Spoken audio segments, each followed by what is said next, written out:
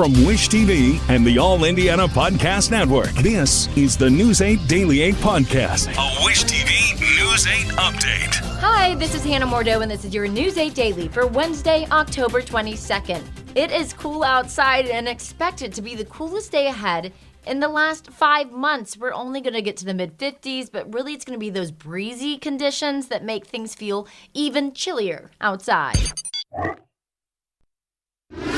Happening today, a judge is set to hold a pretrial conference for Fox Sports broadcaster and former quarterback Mark Sanchez. It's for his felony battery case in Indianapolis.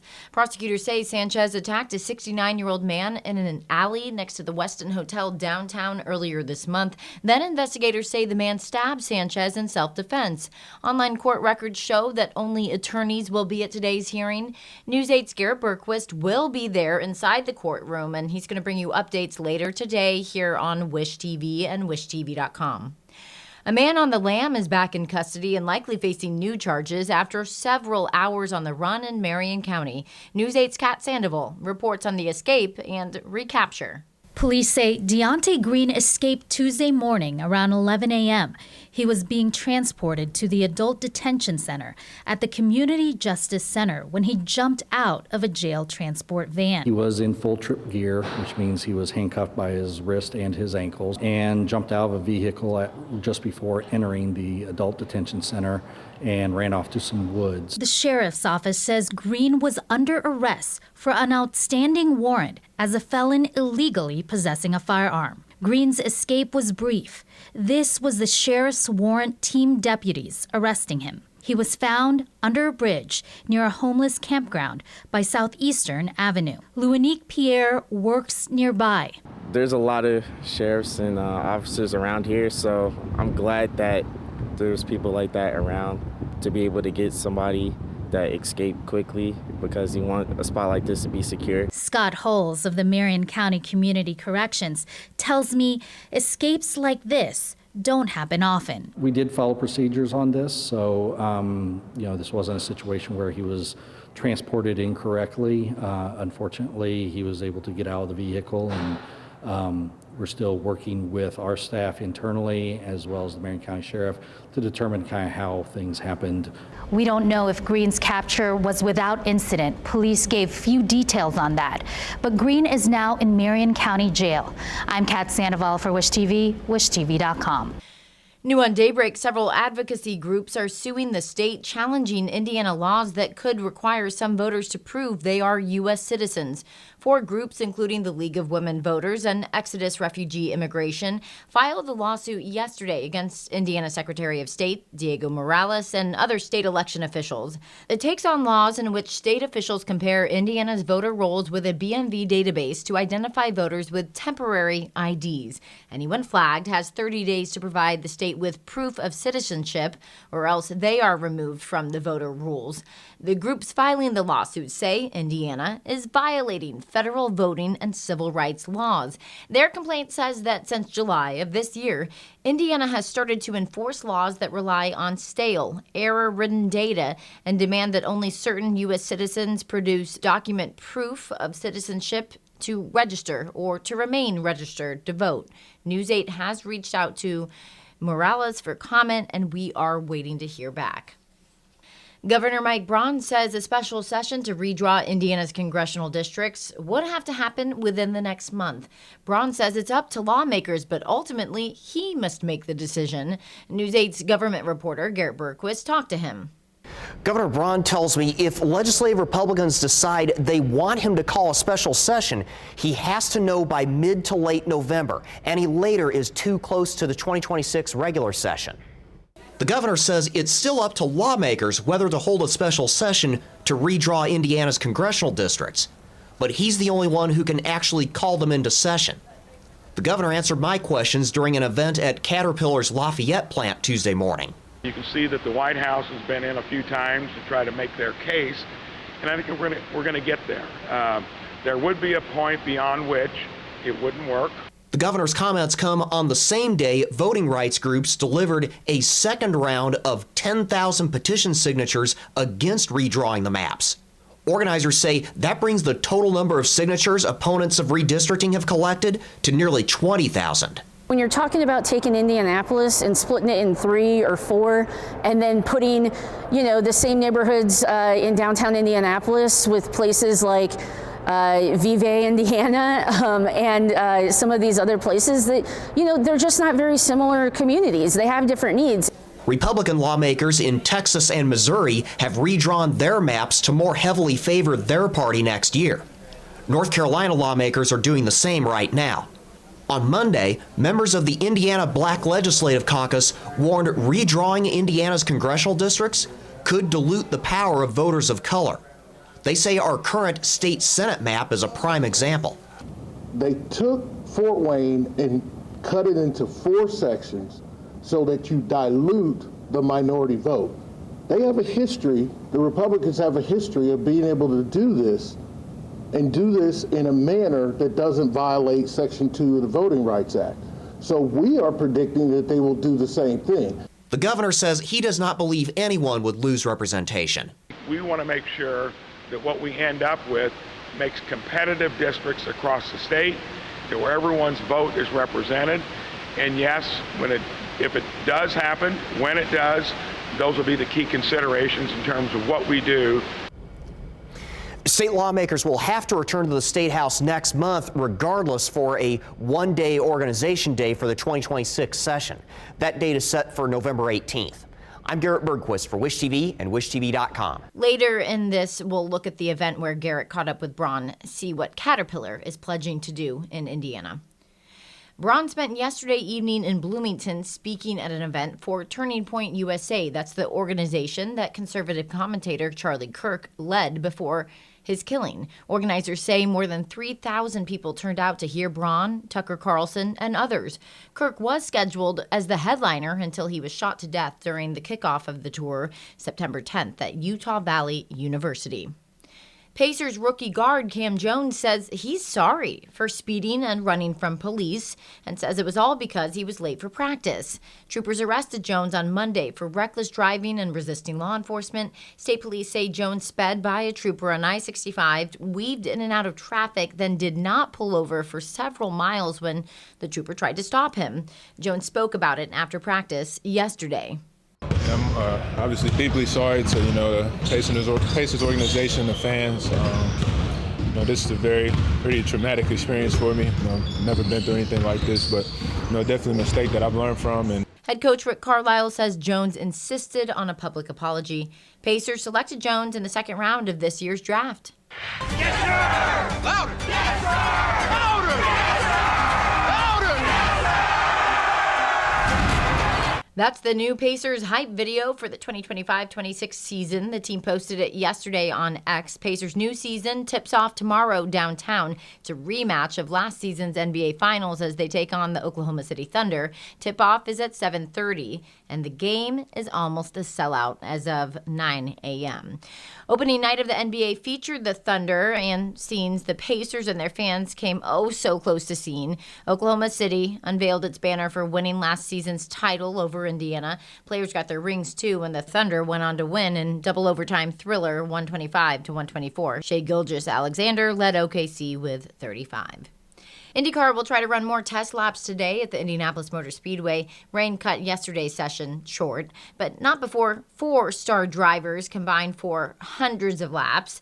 IndyCar posted some video of the drivers getting ready onto X. Alexander Rossi and Takuma Sato tested parts for the next generation of cars. Sato raved about the brakes, too.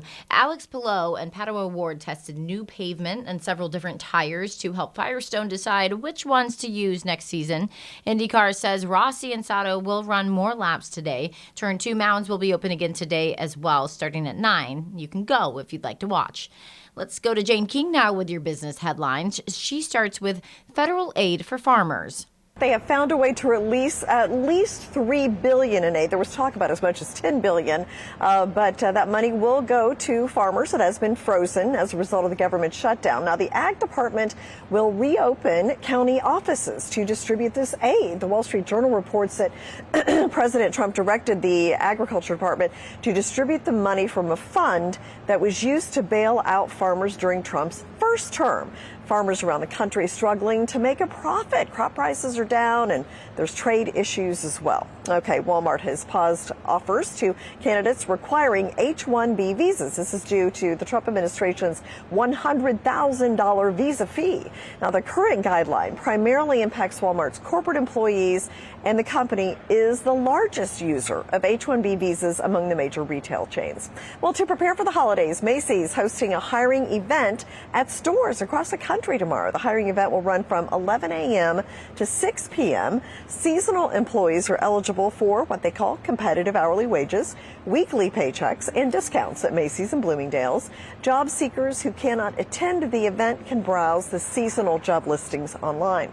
And Warner Brothers Discovery said it is exploring a potential sale of all or some of its media holdings. Warner is home to the TV studios behind Superman and Harry Potter, as well as HBO and the cable networks CNN and TNT. Paramount recently made a second offer for the company, according to people familiar with the matter, but Warner rejected that. Okay, the Dow closed at a new record high yesterday. It was also the first time ever that the Dow traded above 47,000. Did not close there, but traded above that level. Now this morning, looks like a flat start to things. Live from the New York Stock Exchange, I'm Jane King. Back to you. Back here in Indiana, Caterpillar, the construction equipment manufacturer, says it plans to invest up to $5 million to develop Indiana's workforce. Company announced the plans to partner with the state and county and local officials as well to determine the best ways to spend the money. Caterpillar employs more than 4,100 people in 12 facilities across Indiana.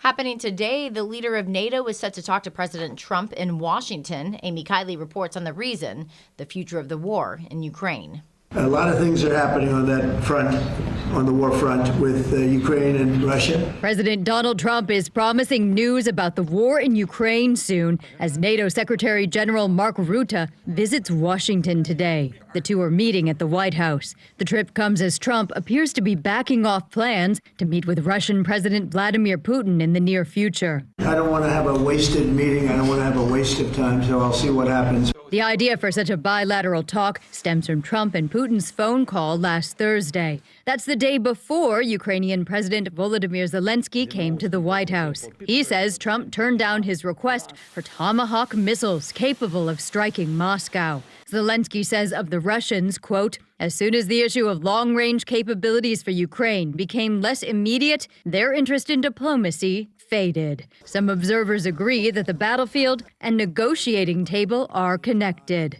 I do think we can change Putin's calculus, that he will realize that the price he has to pay to control Ukraine is too high. Also today, Rutte is speaking with members of the Senate NATO Observer Group. Their chamber is considering a bipartisan bill to impose new sanctions on Russia.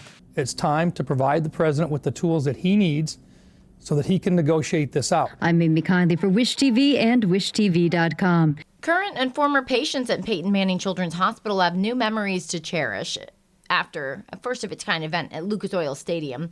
It was essentially a reunion of patients, families, and healthcare workers who cared for them. Those who have spent time at the hospital got to meet with players and mascots from the Colts, Pacers, Fever, listen to a DJ, play games, and just enjoy each other's company. It feels amazing.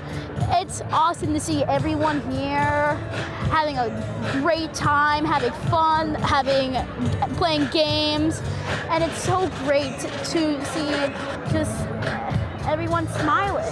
Event organizers tell us they created the event in part because many of the young patients miss out on important school and social events like dances while they're in the hospital.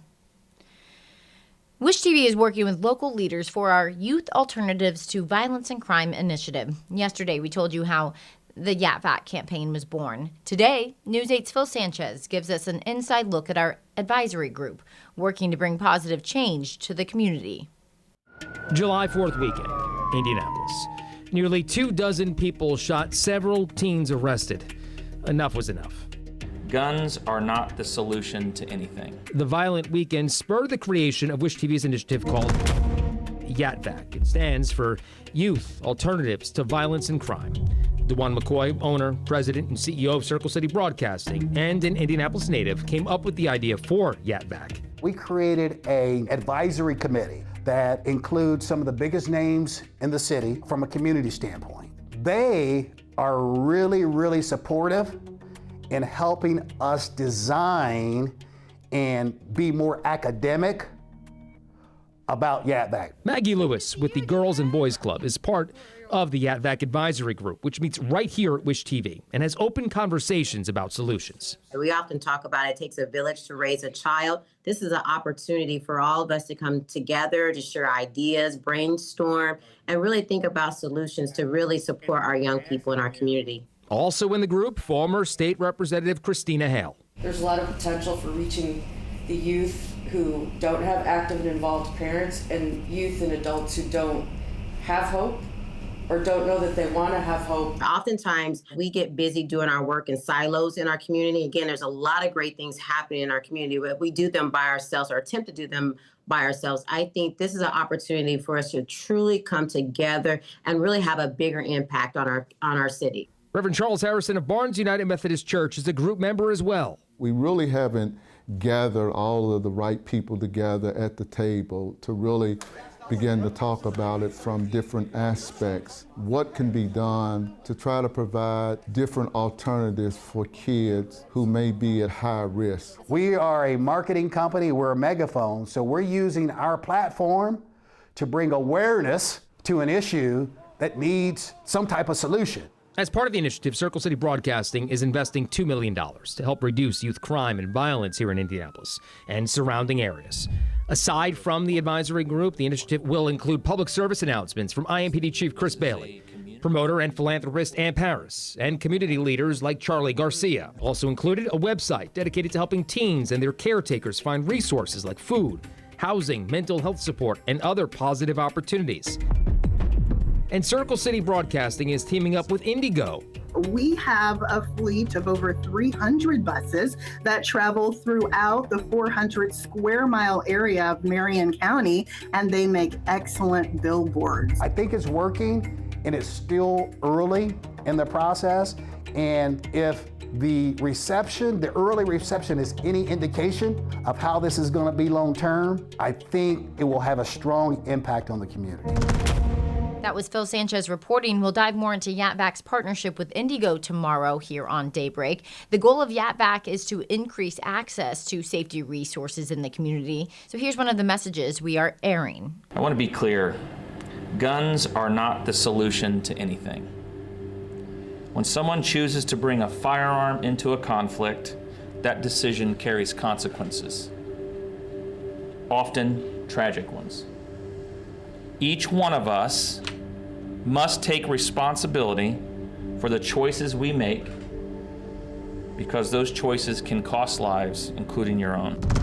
You can find out more information about YATVAC and resources on our website dedicated to the program. Just go to our YATVAC page at wishtv.com. There you can find information about food, housing, and so much more. This has been your News 8 Daily from Wish TV. I'm Hannah Mordeau. Watch us on Wish TV and wishtv.com. This is the News 8 Daily 8 podcast, a Wish TV News 8 update on demand. For even more, on demand and on the go, connect with Wish TV on Facebook at wishtv.com and on the free Wish TV mobile app.